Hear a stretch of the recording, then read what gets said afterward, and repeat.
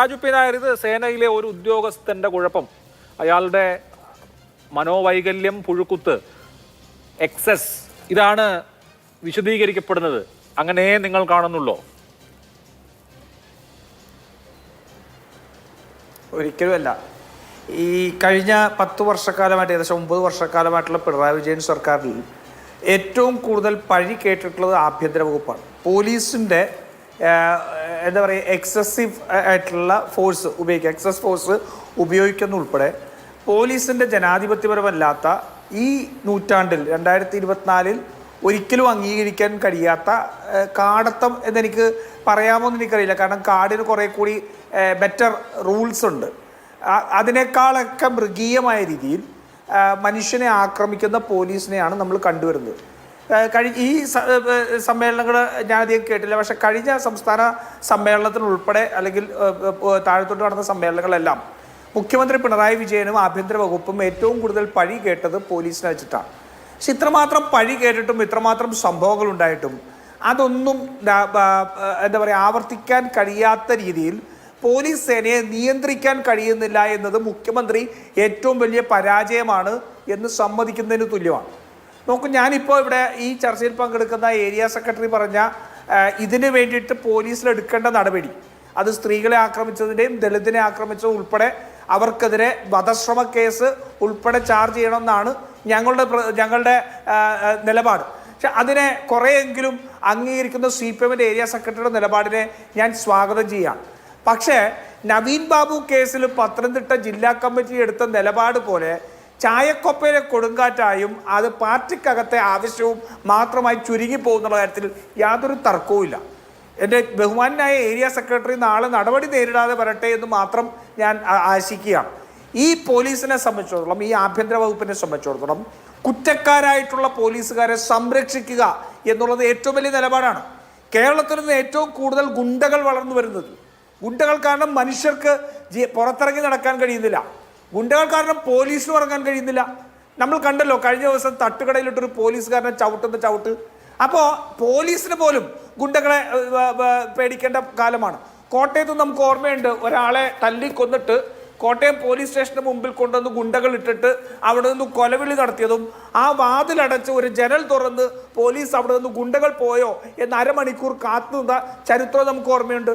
ഈ തിരുവനന്തപുരത്ത് ആളുടെ കാല് വെട്ടിയിട്ട് ബൈക്കിൽ കാലും കൊണ്ട് പ്രകടനം നടത്തിയ ഗുണ്ടകളെ നമുക്ക് ഓർമ്മയുണ്ട്.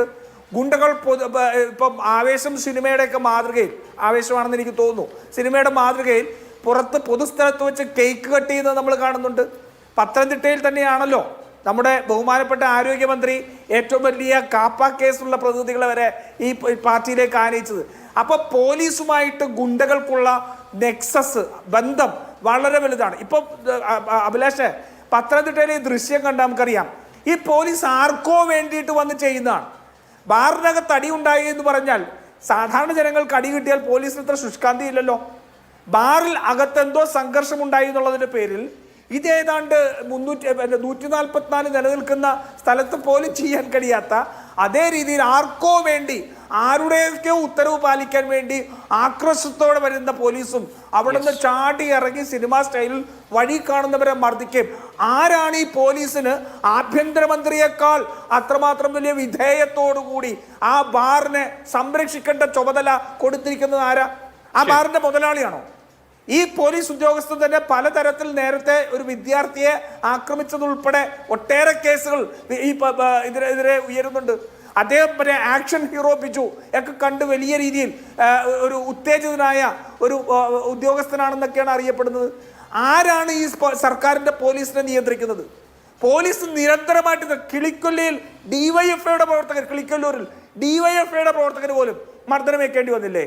ഈ ഗവൺമെന്റ് വന്ന് തുടങ്ങിയ സമയത്തല്ലേ തൃശ്ശൂരിൽ ഒരു കുട്ടി ആക്രമിക്കപ്പെട്ട ഒരു ദളിത് വിദ്യാർത്ഥി മുടി വളർത്തിയതിന്റെ പേരിൽ പോലീസിന്റെ അതിക്രമം നേരിട്ടതും അതിനുശേഷം ആത്മഹത്യ ചെയ്യേണ്ടി വന്നതും?